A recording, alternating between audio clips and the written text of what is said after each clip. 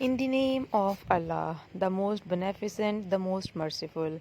अस्सलाम वालेकुम dear students, मैं उम्मीद करती हूँ कि आप लोग सब ठीक होंगे। स्टूडेंट्स, आज इस लेक्चर में हम लोग chapter number 3 why boys fail in college के बारे में बात करेंगे। पहले हम लोग इस पर बात कर चुके हैं। हमारे सेकंड लास्ट 2 लेक्चर्स जो हैं वो इसी सब्जेक्ट पर थे, इसी टॉपिक पर यानी इसी चैप्टर पर थे, जिसमें हमने क्या देखा था, जिसमें हम लोगों ने बात की थी कि लड़के कॉलेज में फ़ेल क्यों होते हैं। हम लोगों ने राइटर्स के बारे में बात की थी जिसका नाम क्या है, हर्बर्ट एडविन हॉक्स। फिर हमने देखी थी कि स्टूडेंट्स के फ़ेल होने की बहुत सारी रीज़न्स होती हैं, और वो रीज़न जो है मिस्टेकन एम्बिशन यानी माँ बाप का गलत फ़ैसला, और बच्चों का ओवर कॉन्फिडेंस होना, ठीक है, और हेल्थ प्रॉब्लम, बच्चों का बीमार होना, बच्चों की सिकनेस, एलिंग स्टूडेंट्स भी फेल हो जाते हैं। फिर उसके बाद हमने बात की थी फाइनेंशियल प्रेशर यानी गुर्बत की वजह से भी बच्चे यानी लड़के फेल हो जाते हैं। वो अपना बहुत सारा टाइम जो है वो चंद सिक्के कमाने में लगा देते हैं। इस तरह से वो अपनी सेहत को और अपने पैसों को ज़ाया कर देते हैं और नाकामी की तरफ चले जाते हैं। आज जो हम लोगों के आज जो हमारा टॉपिक होगा वो होगा point number 6, sports and literary activity. ठीक है, कुछ स्टूडेंट्स ऐसे होते हैं, फेल होने वाले स्टूडेंट्स में से लास्ट 2 जो कैटेगरीज बचती हैं वो, उसमें से कैटेगरी नंबर 6 आज हम डिस्कस करेंगे कि फेल होने वाले स्टूडेंट्स में से कुछ स्टूडेंट्स ऐसे होते हैं जो स्पोर्ट्स एंड लिटरेरी एक्टिविटीज़ में ज़्यादा इंटरेस्ट लेते हैं। ठीक है, यानी वो पढ़ाई से ज़्यादा किस चीज़ में इंटरेस्ट ले रहे होते हैं, स्पोर्ट्स में, खेल में, लिटरेरी एक्टिविटीज़ में। ठीक है, आप लोगों ने अपने आसपास या अपने कॉलेजेस और या स्कूल्स में देखा होगा कि जो प्लेयर्स होते हैं, प्लेयर स्टूडेंट्स होते हैं, they waste their most of the time in grounds, playgrounds में वो अपना टाइम ज़ाया करते हैं, क्लासेस नहीं ले पाते, और at the end of the session जब वो बुक्स को खोलते हैं तो उनको कुछ भी समझ नहीं आता, क्योंकि उन्होंने क्लासेस ली नहीं होती और उनको कुछ भी अंडरस्टैंड करना उनके लिए बहुत ज़्यादा डिफ़िकल्ट हो जाता है। तो ऐसे स्टूडेंट जो स्पोर्ट्स और लिटरेरी एक्टिविटीज़ में ज़्यादा इंटरेस्ट शो करते हैं और पढ़ाई में कम इंटरेस्ट शो करते हैं, तो जिसकी वजह से उनकी नाकामी उनका मुकद्दर बनती है।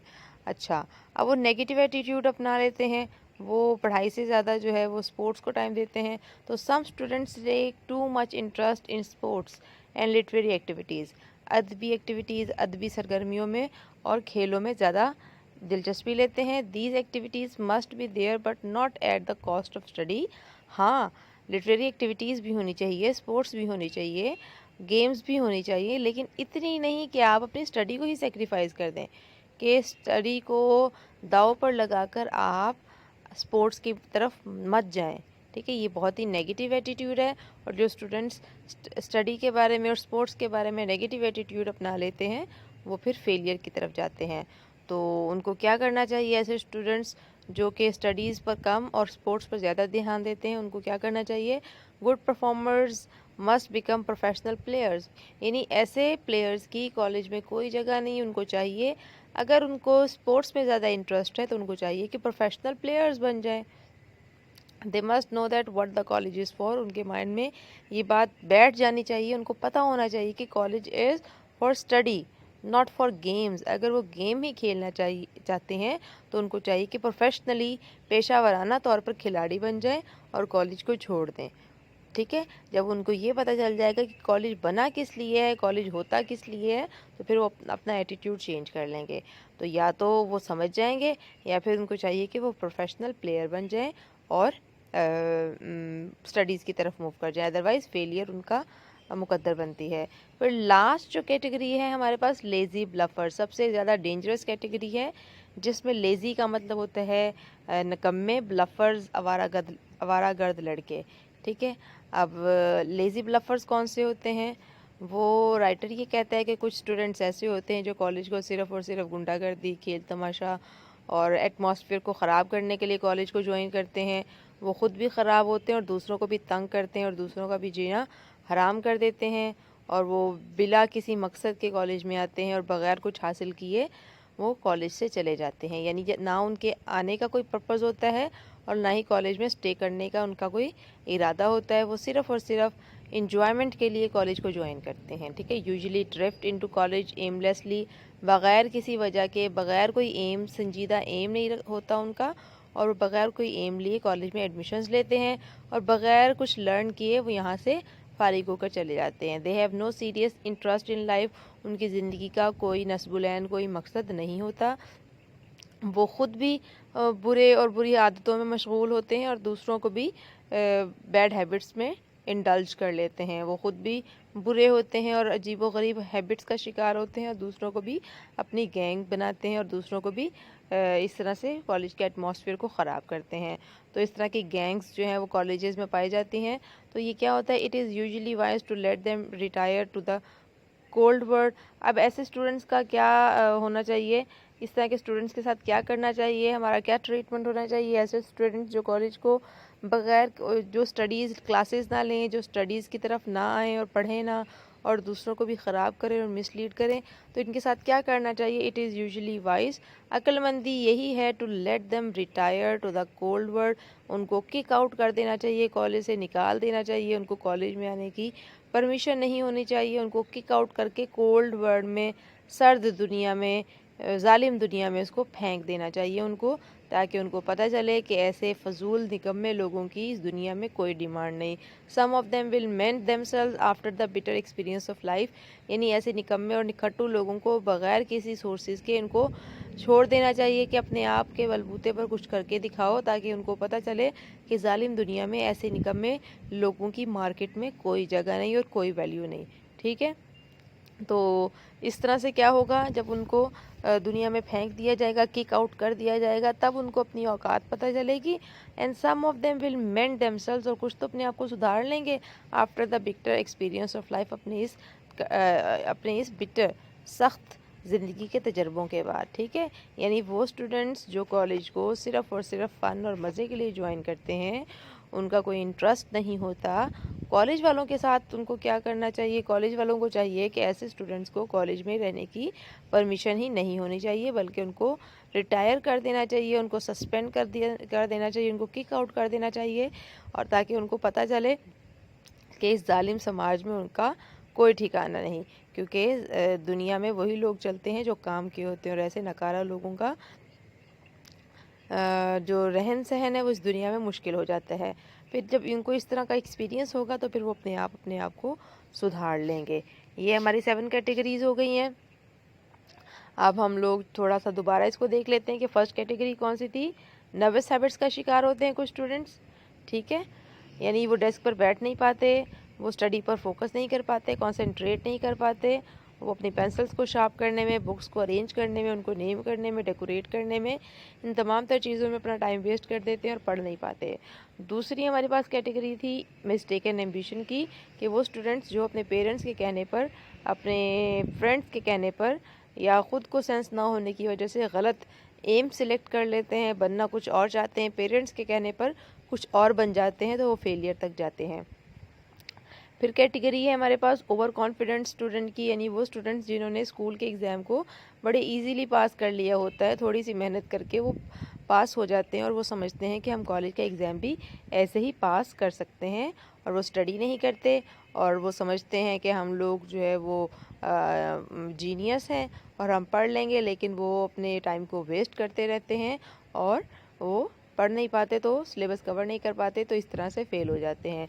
और सबसे ज़्यादा पीटीएबल सिचुएशन इन्हीं स्टूडेंट्स की होती है, सबसे काबिल रहम स्टूडेंट्स यही होते हैं, क्योंकि ये अक्लमंद जीनियस और जीनियस होने के बावजूद भी फ़ेल हो जाते हैं, तो सबसे ज़्यादा काबिल रहम यही लोग होते हैं, ठीक है। सब कुछ होने के बावजूद, अल्लाह की नेमत जहन और ज़हीन होने के बावजूद नाकामी इनका मुकद्दर बनती है, तो इस वजह से ये भी फ़ेल हो जाते हैं, तो इनका ओवर कॉन्फिडेंस इनको लेकर डूब जाता है।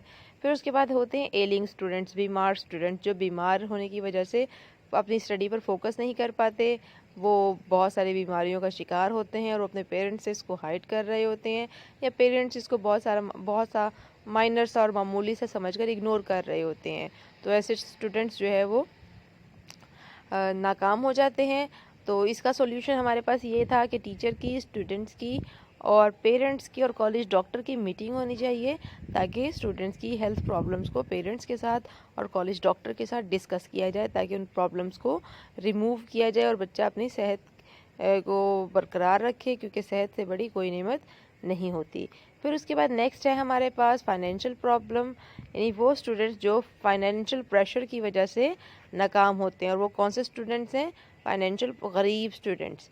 ठीक है, फाइनेंशियल प्रेशर होता है, माशी दबाव होता है। लड़के जैसे ही 12 से 15 साल की उम्र में टीन एज में पहुंचते हैं तो वो शर्माना शुरू कर देते हैं, अपने पेरेंट्स से जो है पॉकेट मनी डिमांड नहीं करते, और उनके पेरेंट्स भी उनसे ये एक्सपेक्ट कर रहे होते हैं कि अब वो कमाना शुरू कर दें। तो उनके ऊपर बहुत ज़्यादा प्रेशर होता है, माशी दबाव होता है, और वो अपने आप को प्रूव करना चाह रहे होते हैं। उनको ये कह दिया जाता है कि अब तुम बड़े हो गए हो, अब तुम अपनी स्टडी और उसका ख़र्चा ख़ुद बर्दाश्त करो। तो लड़कों की ज़्यादा से ज़्यादा कोशिश ये होती है, गरीब लड़कों की, कि वो कुछ अर्न करना सीख लें।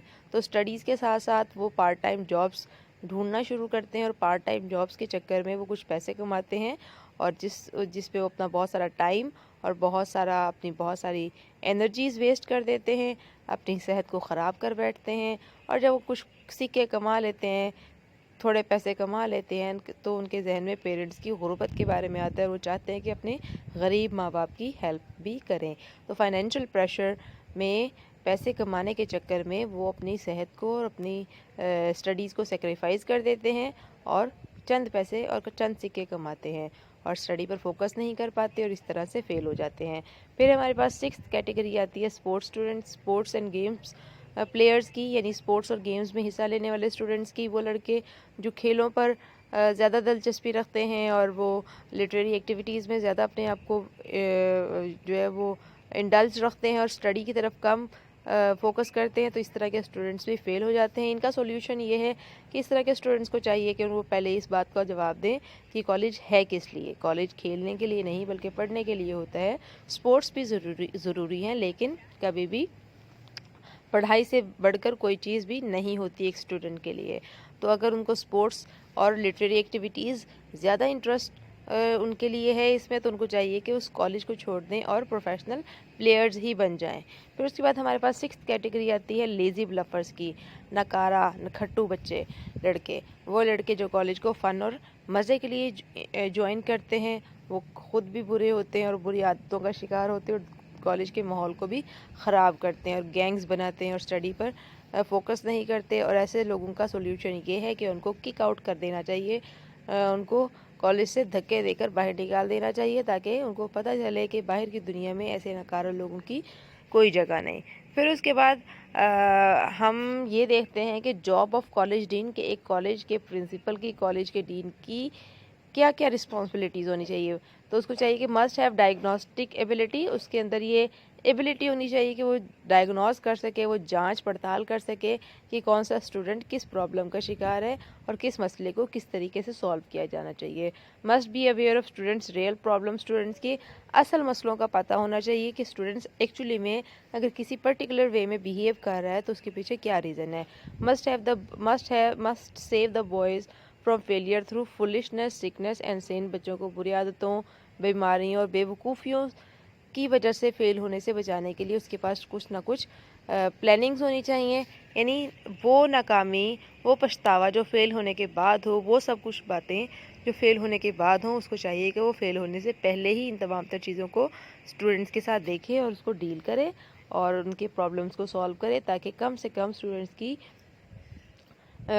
स्टूडेंट्स को फेलियर से निकाल कर कामयाबी तक लेके जाया जा सके, और स्टूडेंट्स को फेल होने से बचाया जा सके और उनकी फेलियर को कम किया जा सके।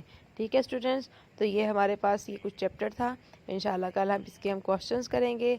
अगर स्टोरी में किसी चीज़ की समझ ना आई हो तो आप मुझसे फिर से पूछ सकते हैं।